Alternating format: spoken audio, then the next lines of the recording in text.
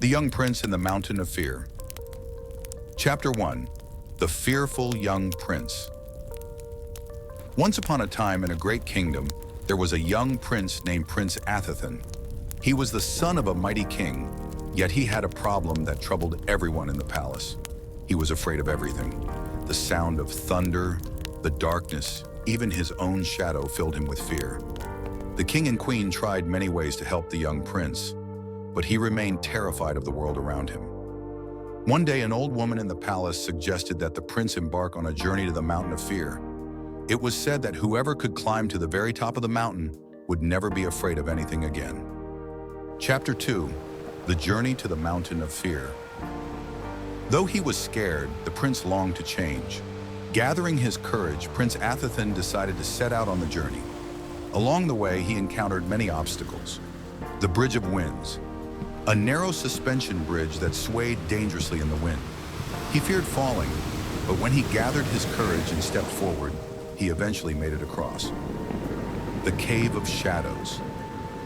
Inside, strange shadows flickered and moved as if they were alive. But when the prince looked closely, he realized they were merely his own reflections.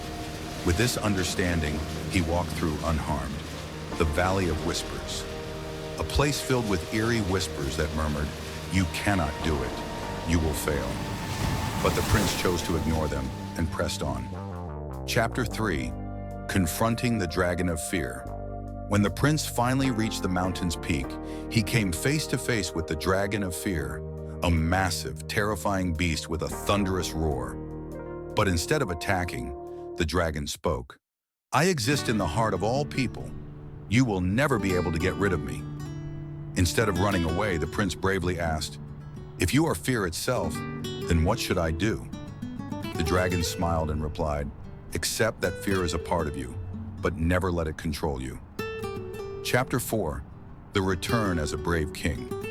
Having understood the dragon's lesson, the prince was no longer afraid. As he descended the mountain, he returned to his kingdom, not as a frightened boy, but as a wise and fearless king. He taught his people, courage is not the absence of fear, but the ability to move forward despite it. And from that day on, King Athithan ruled with wisdom and bravery, guiding his people to face their own fears with strength and determination.